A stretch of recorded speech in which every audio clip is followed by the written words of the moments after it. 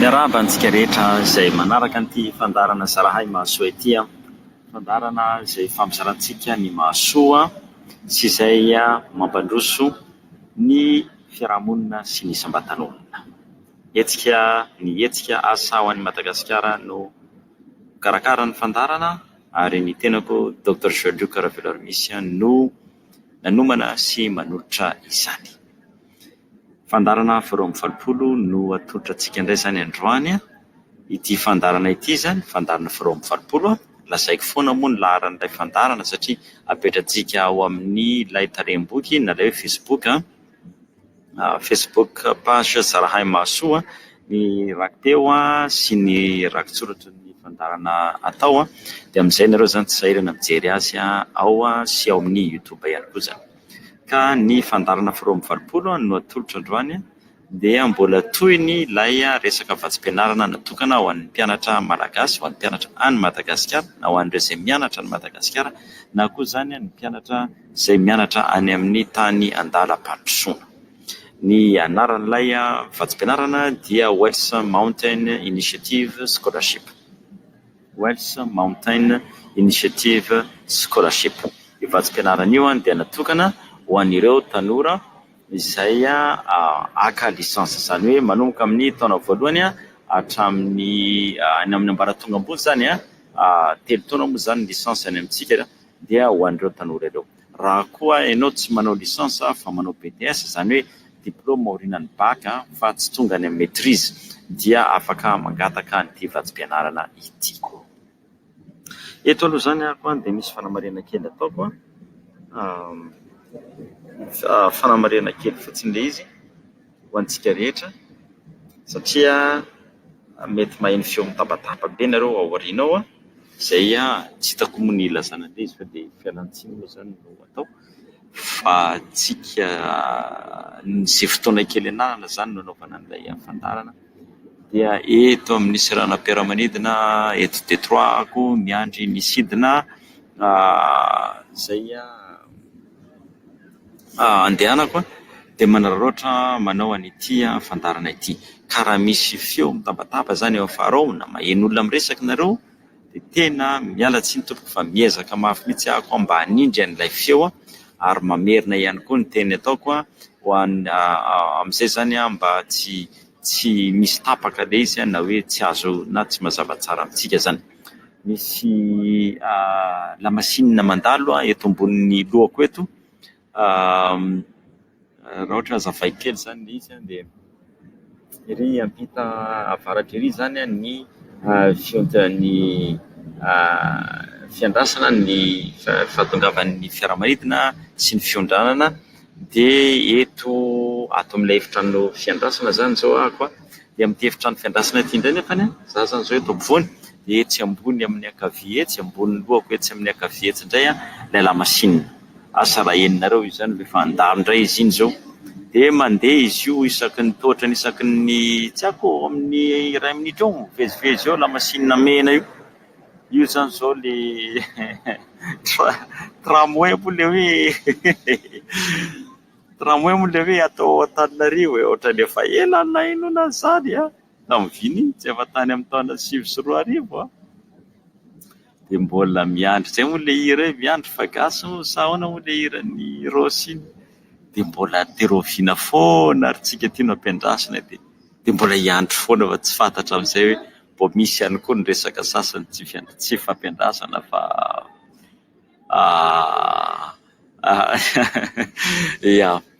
ka miala tsiny raha ohatra ka misy tabataba aorianao, tena manao azafady fa tsy zao vao misy fotoana zany, dia ararotina ilay fotoana ananantsika zay ary ny ela fa lasa be safary loatra indray, fa dia toizantsika zany ny famelabelarana lay Welsh Mountain Initiative Scholarship. Tononiko lay roy ilay adresy, satria misy aminareo zany zao mety fa zao vao niaino an'ity fandarantsika ity. Ny adresiny dia hoe WELLS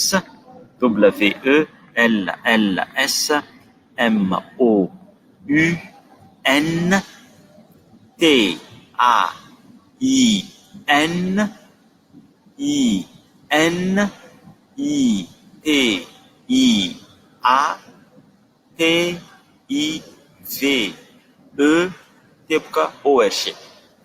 Wells Mountain Initiative. Raha atao vakiana tsotra zany dia hoe Wells Montagne fa amin'ny teny anglisy initiative dia teboka ORG. Zay zany lay adresy fa io efa mipetraka amin'ny Facebook io dia ao nareo mijery azy. Sahirana mandray note fa lazaiko ihany moa fa mety misy olona tia handray note amin'ilay adresy. Ho anao izay vao nanaraka ny fandarana zany dia azonao jerenao amin'ny Facebook ilay izy ao zany adresy. Dia fampatsiahivana androany zany 17 volana febroary zany moa izy ity lasa aloha androany 17 volana febroary manao an'ilay fandarana fa ny fandarana zany mandeha ny 17 volana febroary. Dia azadiny fa ny daty farany fametrahana ny fangatahana io dia voalohan'ny volana mars. Tsy manana afa-tsy mbola manana 12 andro zany ianao nanaovana ny fangatahana. Misy dingana 17 ilay izy dia efa nresantsika teto ireo jerenareo manomboka ny fandarana fa 570 ny makaty. Androany fandarantsika fa 220. Manazava n'io foana zany natao zany zao efa ataontsika efa tapam-bolana ankamizay. Nandaniako fotoana mihitsy satria be dia be manoratra tia milaza hoe zay mba mitady vatsim-pianarana fa zay mijanona eto Madagasikara ihany na koa hoe mety sy ho lasany andafy zany mihitsy dia ahoana. Io zany misy ho amin'izay dia mba zay natonga aleo tena andaniana fotoana azavaina tsara amintsika mianakavy. Dia dingana 17 zany misy dingana 17 amin'ilay dingana 17 zany. Dia dingana 17 zany misy lahatsoratra soratana roa ilay lahatsoratra. Dia ny lahatsoratra resantsika androany zany dia ilay lahatsoratra fampahafantarana ny tenanao. Zay zany io resantsika androany io. Dia io lahatsoratra fampahafantarana ny tenanao io zay ilay lamasinina zay.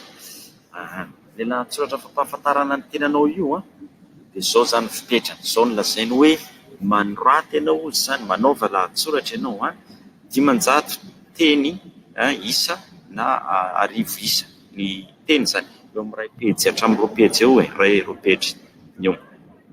Dia lazao anay ny mombanao momba ny fianakavianao sy ny fombafomba feny tantaram-piainanao. Zay ilay nataontsika hoe traikefa na fahaiza-manao tantaram-piainana.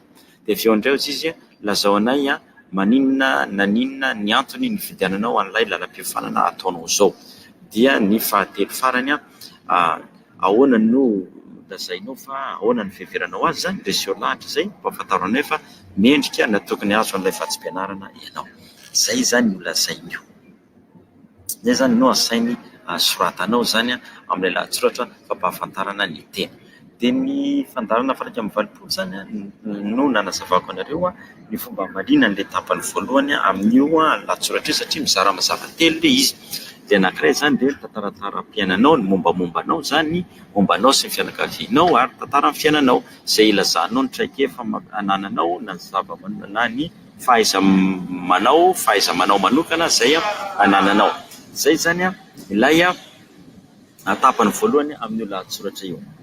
Ny tapany faharoa amin'ilay lahatsoratra indray zany dia hoe hazavao anay ny antony ny fidiananao an'io lalam-piofanana zay ataonao io.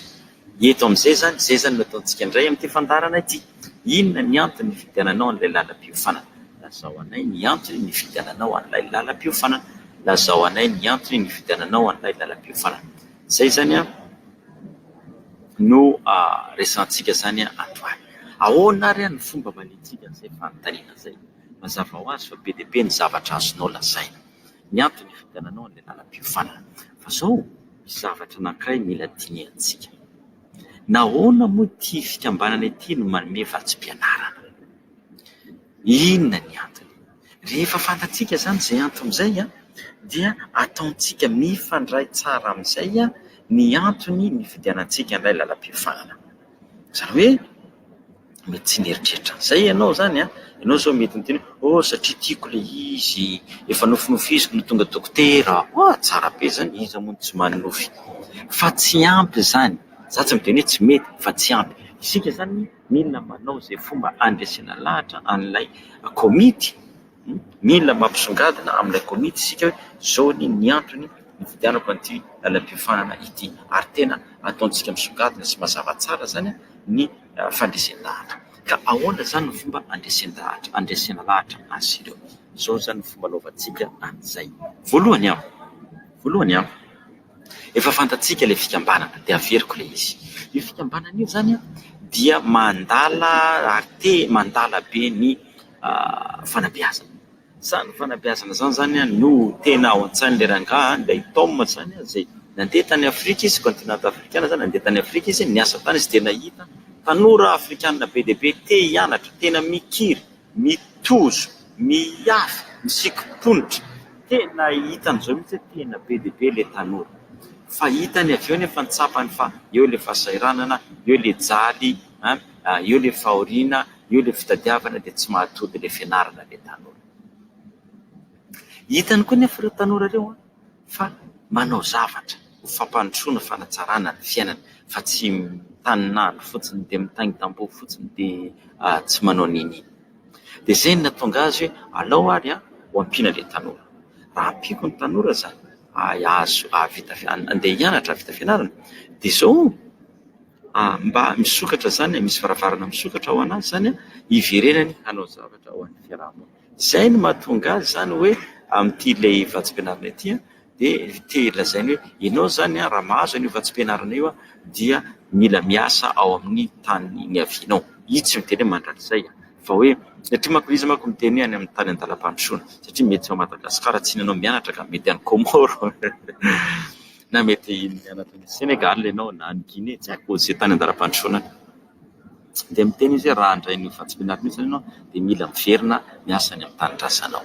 Ka noho ny fahafantarantsika ny Tom tia fanabeazana, Tom zany le rangahy zany fozina izy indray ary tira Tom, le rangahy le nitarika an'ity hetsika ity zany io. Noho ny fahafantarantsika ny tantaram-piainana zany dia amboarintsika arak'izay zany lay antony ny fidianantsika ny lalam-piofanana. Zay voalohany zay. Faharoa, fantatsika koa zany Tom fa tiany ny manampy ny hafa. Zany ray tiany manampy ny hafa, dia tiany zany mitady vahaolana ho amin'ny fiainan'ny hafa. Dia izay koa zany ny antony faharoa ataontsika mifanindran-dalana amin'izay koa zany ny valitentsika. Fahatelo, i Tom koa zany dia manana fijery hoe azo atao manampy, fa zao mila miverina rehefa mahazo fanampiana zany tsika, mila miverina mamita adidy isika. Io zany le tenen'ny Andriamatoa Dama Pihira Valibabena, mila miverina eo amin'ilay fiarahamonina zany isika, mandray anjara amin'ny fampandrosoana indray ny fiarahamonina na fampandrosoana ny hafa, izay mety na hoe tsy nahazo tombontsoa tahaka atsika, satria zany isika zao nahazo an'ilay vatsim-pianarana. Zay zany le zavatra resahany ny fomba fijerin'ny Tom zany. Dia raiso ary le lalam-piofananao zany, raiso lalam-piofanana. Lohahevitra telo zany mila resahanao amin'io noho ny fahafantarana n'ilay fikambanana misy an'ny Tom sy ny tantaran'ny Tom sy ny zavatra ataon'ilay fikambanana. Voalohany resaka tia fanabeazana. Faharoa, ny resaka faharoa dia hoe ilay fiezahana hanao zavatra. Ary ny fahatelo dia ny fiverenana eo amin'ny fiarahamonina manao an'ilay hoe valibabena. Zany hoe ilay fiezahana hanao zavatra io zany ilay hoe manao zavatra ho an'ny hafa. Dia raisintsika ary, inona ary lalam-piofanana? Lalam-piofanana anao ohatra dia hoe lalam-piofanana amin'ny teny anglisy, ohatra zany. Lalam-piofanana amin'ny teny anglisy. Ahoana zany fomba mahalintsika an'izay zany? Ny antony ny fidianako lalam-piofanana teny anglisy dia izao. Za dia tena resy lahatra fa ny fanabeazana ihany no fanohitra ialana amin'ny fahantrana. Ny fanabeazana dia fanomezana lanja ny maha olona. Feno ny olona anankiray mahazo fanabeazana, feno ny olona anankiray nahita fianarana, feno ny olona anankiray izay tia mikaroka ary mianatra hatrany. Zay ny antony fidianako an'ilay teny anglisy zany dia izay le fijery izay hoe misy fahafenona tanteraka ny fahaizana tenim-pirenena vahiny, ary indrindrandrindra anglisy satria misokatra amin'ny tontolo, io zany le fanatontoloana, tontolo midadasika ny olona mahay miteny anglisy. Voaresantsika zany izay le hoe fitiavana ny fanabeazana, ary anglisy noho ny fidiko satria ny anglisy dia manokatra varavarana amin'ny asa, manokatra varavarana fitenenana amin'ny hafa, firesana amin'ny hafa, amin'ny loharanon-kevitra vaovao, amin'ny loharanom-pahalalana, amin'ny antotam-baovao, ary ny fahaizana ny teny anglisy koa dia manokatra varavarana azahoana fomba fijery, ahitana lalana vaovao hanatsarana ny fiainana. Efa mizotra zany tsika zao amany amin'ny mampiditra ny resaka faharoa, satria rehefa mahay teny anglisy aho zany, ny asa tiako atao amin'ny rehefa haiko ny teny anglisy dia eo amin'izay ianao miteny. Ohatra zany ianao hoe hampianatra, ohatra zany ianao hoe hanao fikarohana, ohatra zany ianao hanahiditra amin'ny sehatry ny fizahantany, dia ampifandraiso zany izay asa tianao atao. Jereo fotsiny hoe inona ny asa tianao atao mifanaraka mifandray amin'ilay teny anglisy dia ampifandraiso amin'ny resaka fampandrosoana amin'ny fiarahamonina. Teny anglisy dia ampiasaina ary ny faniriako rehefa vita amin'ny teny anglisy io, mahay ny teny anglisy io ako dia hiditra amin'ny sehatry ny fizahantany. Ohatra zany, sehatry ny fizahantany dia hitarika ny tanora, ny torista, ny mpizahatany na ny tanora eto an-tanàna mba hivelatra hanoro azy ireo raha mpizahatany zany, satria fizahantany nataonao dia ampahafantatra ny vahiny ny tantaran'ny fireneko, tantaran'ny fokontany misy anahy, ny tantaran'ny olona tsirairay avy ato amin'ny fiarahamonina misy ahy, ny tantaranay, ny tantaran'ny fijaliana, ny tantaran'ilay fiainana mifamatotra amin'ny maha olona sy amin'ny tolona. Izay fahafantaran'ny hafa an'izay dia mampivelatra ny fijery momba ny fiainany, dia manokatra zavatra vaovao ho azy ahafahany manao soa ny hafa. Io ary ianao fa mitsambikina ary amin'ilay fahatelo dia tsy inona zany fanaovana soa ny hafa zany fa fiverenana amin'ny fanaovana soa amin'izay toerana miaviana, amin'ny fanaovana, satria ny fandrosoana zany ny fahitako azy, ianao zany miresaka io ny fandrosoana zany dia miainga avy eo amin'ny akaiky indrindra anao. Rehefa mandrosony ao an-trano dia misokatra ny ivelany, mandeha any amin'ny fokontany dia mihitatra makany amin'ny inona moa zany ny vohitra, dia misokatra makany any amin'ny commune, dia misokatra makany amin'ny faritra. Ohatrohatr'izay zany fomba malinana azy io zany, fomba malinana iny fanontaniana iny hoe nao inona ny antony fidiananao an'ilay lalam-piofanana. Ny antony fidianana an'ilay lalam-piofanana zany dia averiko, satria ianao mandala fanabeazana. Resahana ilay hoe mandala fanabeazana satria i tome zany, ny tome izay loharano izay tompony tarika an'ity famatsiana arabola ity, tome io zany dia mandala an'ilay fanabeazana ary mampianatra ny hafa izy. Faharoa dia mandala ihany koa ianao zany satria mihevitra ny hafa ianao, tahaka ny ataon'ny tome zany hoe mahita izy hoe be dia be zany ny fijaliana, nefa be dia be koa ny ezaka ataon'ilay tanora dia ozy hoe za mba manan-katao ihany dia alao ary ahako hanampy ny hafa, dia ampifandraisinao ilay lalam-piofananao amin'izay loha-hevitra izay zany. Dia ny fahatelo amafisina ilay fifandraisana amin'ny hafa izay ilay hoe fampandrosoana ny hafa izay amin'ny hoe fanaovana valibabena, azafady, fanaovana valibabena. Ka rehefa vita zany ny fianarako dia hiverina ako amin'ny fiarahamonina izay nisy ahy dia reto avy ny zavatra kasaiko atao amin'izany fiarahamonina izany. Tadidio fa ray pejy hatramin'ny roa pejy, raina roa pejy ihany ny lahatsoratra soratana, 500 hatramin'ny 1000 isana teny. Tsy atao mihoatra, tsy atao mihoatra, fa raha ataonao mihoatra dia manahirana be ny tenanao ianao raha ataonao mihoatra io. Ka zay zany iny famarinana ny tapany faharoa. Ny tapany voalohany dia ilay resaka hoe mombamombanao. Dia io zany io mombamombanao afatotra trany amin'ilay foto-kevitra momba an'ilay tome, ny zavatra tiany tome atao dia ny manampy ny hafa ahita olona be dia be ho tafita hamerin-javatra eo amin'ny fiarahamonina. Dia ny asongadina amin'iny raha tadidinareo asongadina amin'iny ny ezaka rehetra ataonao eo amin'ny fiainana ka nahatonga anao amin'izao toerana zao, izay nahatonga anao hianatra any amin'ny anjerimanontolo, ny ezaka nataon'ny fianakaviana, ary indrindra izay zavatra mampiavaka anao zany, zavatra hainao manokana. Eto dia aza miteny mihitsy hoe za ty dia tsisy ninina haiko, za ty dia ratsy vintana, tsy misy eny na mieritreritra zareo ratsy vintana dia zao amin'ny tindray mandeha telo zany dia aza mieritreritra ratsy vintana, aza mieritreritra an'izany mihitsy. Ny zavatsarotra dia misy eo amin'ny fiainana, ary mety efa hoe hatramin'ny mbola kely ianao dia niatrika zavatsarotra foana, fa zao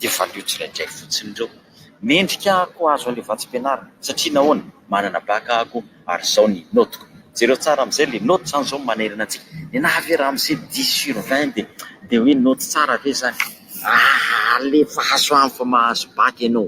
Marina fa 10 ve moa tsara noho ny 18 na ny 10 ve moa dia tsara noho ny 12 na ny 9 fa tsy mampaninona zany.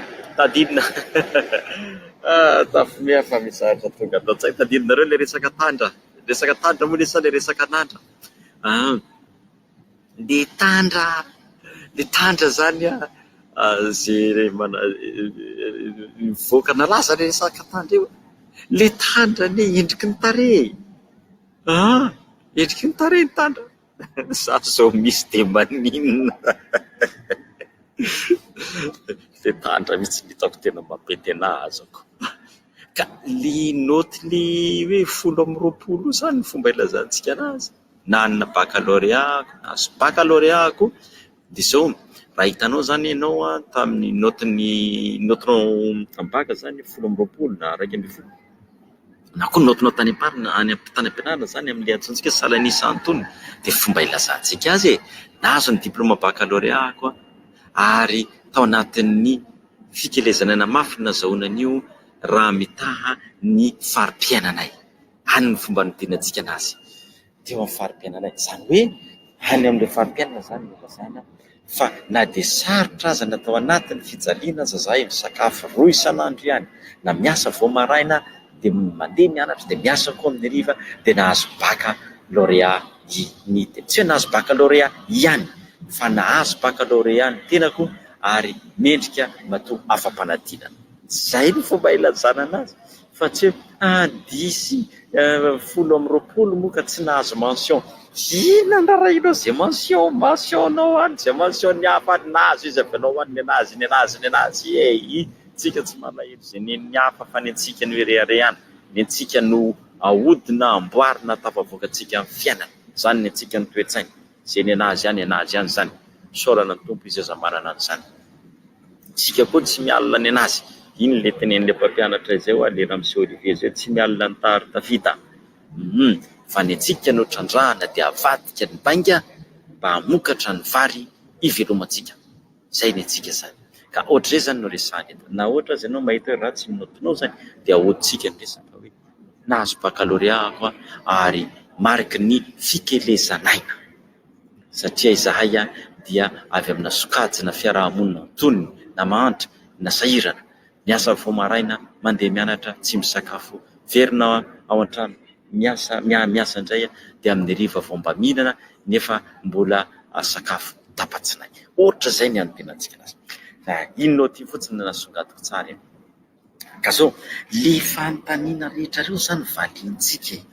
Faharoa za dia 5/20 taona ohatra satria zany zay le fepetra faharoa. Fahatelo mianatra eto Madagasikara ako ary Madagasikara dia voasokajy ao tany andalam-pandrosoana indrisy mampalahelo tanindrazako fa ny mpitondra anao dia tsy sasatra ny misarika anao hidina indrindrandrindra le taty afara dia io moa zany samy mamaritra an'izay le taty afara zay fa io afara io moako azo totrany amin'ny zay taona ny angiany Madagasikara dia asongadinao zany fa dia mantra nahirana be le hoe asongadina ny fantrany. Faefatra ity ny lisansa na BTS voalohany ataoko. Fahadimy ny lalam-piofanana izay ataoko ohatra ataontsika indray hoe resaka nokleary dia natao hampandrosoana ny fiarahamonina satria zavatra azo trandrahana eto Madagasikara ny hery nokleary.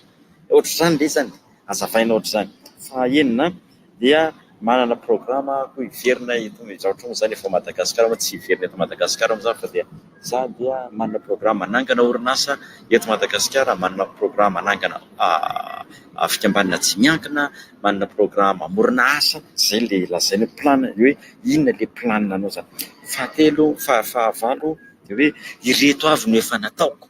Za dia nandray anjara tamin'ny fikarakarana zaza sahirana zaza-pambody, za dia nandray anjara tamin'ny fampandaniana ny filoham-pirenena ankehitriny izay mamim-bahoaka ary tena ny fitiavana no anao moa izy no voalohany indrindra, ary manohana azy ny tenako nandray anjara mavitrika tamin'ny fampanontaniana azy. Raha ohatra izay no nataonao, raha ohatra indray ianao zany nanohana kandida hafa, nandray anjara mavitrika tamin'ny fampanontaniana kandida anankiray izay nanana foto-kevitra momba fampandrosoana momba n'izao, saingy moa noho ny raharahany izy, noho ny fanisana nataony tsy soratana azy zany, fa noho ny fanisana nataon'ny mpanisa dia nivadika ilay raharaha. Rehefa nalefa indray ny fitoniana dia mitombona fa tsy azo raisina. Nahazo raisina fa tsy mitombona. Toa izay koa sady tsy tadiditsy miovaova koa nendra indray koa aza na ny mitombona aza nendry zalahy ohatra ny mitatra zavatra. Dia asongadinao zany ny zavatra efa nataonao tamin'ny lasa. Dia ny farany dia hoe za dia miasa, satria moa ilay farany teny hoe manana vola ianao na kely aza, dia izaho dia tsy mitsahatra nitady vola hatrany ary misy vola eto am-pelantanako azoko ianarana fa saingy tsy ampy izay no angatahako an'ilay vatsim-pianarana. Izay no mamendrika ahy handray ny vatsim-pianarana, ilay vatsim-pianarana. Aiza ianao tsy azo amin'izany? Voavalinao tsiraidray daholo ny rehetrarehetra. Teny anglisy no anoratantsika azy. Ary raha feto amin'ny teny gasy aloha raha ohatra ka manahirana ny teny anglisy dia mitadiava olona hanampy anao andika teny. Anao azy zany andika azy teny anglisy dia avy eo amin'izay iny no alefa amin'ilay fangatana. Zay zany ilay lahatsoratra. Zay ny lahatsoratra amin'ity ilay hoe fampahafantarana ny tenantsika. Zay zany fandarantsika androany. Asa dino fa voalohany volana marsa ny daty farany fametrahana anazy io dia mampirisika antsika handray anjara. Ny fandarantsika manaraka indray zany dia iresahantsika indray ilay lahatsoratra faharoa, satria mbola misy lahatsoratra faharoa mila atao dia fa satria fotoana mandeha amin'ny latsinainy indray vao misy fandarana isika, fotoana mandeha dia izao ilay fanontaniana anankiray mila valiana indray dia efa omany eo mivaliny manao mivaliny so ilay fanontaniana. Raha ohatra ozy ka omena vola ianao $525, $725. Raha mena an'izay ianao dia inona ozy no zavatra, inona hoy izy fa tsy ozy zafady, inona hoy izy ny zavatra ataonao ho fampandrosoana ny tanàna misy ianao, ho fampandrosoana ny fiarahamonina na ny tanàna misy ianao. Inona izay zavatra izay? Dia izavy no ahazo tombotsoa amin'izany ary ahoana ny fomba azahoany tombotsoa amin'izany? Dia ahoana koa izy ny fomba andrefesanao ny fahombiazana? Ahoana zany no ahafantaranao fa mahomby ianao dia ahoana no andrefesanao an'izay fahombiazana izay? Izay indray ny lahatsoratra anankiray mbola ho soratantsika. Io zany hoe fakafakao dia tsikarao. Dia efa omany izay omany indray izay amin'ity farany herinandro ity. Dia manao azy indray ako zany amin'ny latsinainy dia tapitra amin'izay zany ilay fandarana momba n'ity vatsim-pianarana ity dia arafeto dia alefa azy fa aza adino fa voalohan'ny volana marsa mandeha be ny fotoana. Marina fa andro mpifankatia androany dia sao dia variana amin'ny fety be ny mpifankatia fa ny vola koa mila tadiavina fa hainareo koa fa misy le mity amin'ny vola, sao dia variana mampifety any dia rehefa ritra ny vola dia ialany. Fianarana ry zandry atao fianarana rahalahy atao fianarana ranabavy atao zay lalana ahombiazana zay no ifantohan'ny saina. Fa afaka amin'ity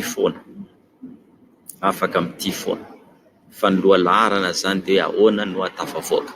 Fa io fitiavana koa ity moa zany tsy resaka vatsim-pitiavana ny atao fa vatsim-pianarana, fa ny laharam-pamehantsika zany zao dia ny ahatonga antsika azo vatsim-pianarana na raha sanatria ny vava tsy mahita aza dia mba mahita lalana vaovao ampandrosoana ny fiainantsika.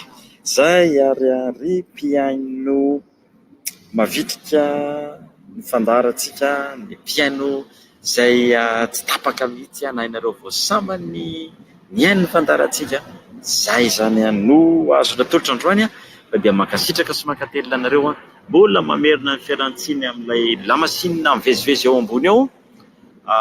Tsy le mitabataba ao aorianao tena mialatsiny miezaka any amin'ny teny mafy ary mamerimberina an'ilay lohahevitra mba ahafahantsika maheno maharaka azy fa dia zao vao misy fotoana eto amin'ny seranam-piaramanidina eto miandry ny sidina izay dia andrasako miandry ny sidina izay horaisiko amin'ny sivy alina dia nanao ny fandarana ity fa dia mirary antsika rehetrarehetra zany ahita fampiasana amin'izay atao samy tain'Andriamanitra avokoa isika rehetra ary hanana faran'ny herinandro sy fiandohan'ny herinandro vaovao mahafinaritra sy feno fampiasana arafeton'ny lahatsoratra dia manohy isika amin'ny latsinainy vitaintsika ilay izy dia atao zany alefanareo ny fangatahana io zany dia azonareo atao document tsotra hors de document zany na azonareo atao PDF mety daholo izay anaovanareo azy fa eken'zareo araisin'zareo izany dia akarinareo fotsiny ao amin'ilay tranokala ny fandarana rehetra izay ary ny oela fa dia samy tahiny tompo isika menakavy makasitraka tombokola makatela tomboko vavy misaotra be dia be antsika amin'ny azeda radio televizion tsy mitaretana miepaka amin'ny fampitana ny feo misaotra ny teknisianina ihany koa amin'ny fanampiana antsika amin'ny fandefasana ny fandarana ity misaotra n'Andriamanitra izay mitahiry ny aina ary mbola manome antsika tombotsoa ifanasoa sy ianao izay mahatsara ny tsirairay samy tsara daholo mandrapitafa indray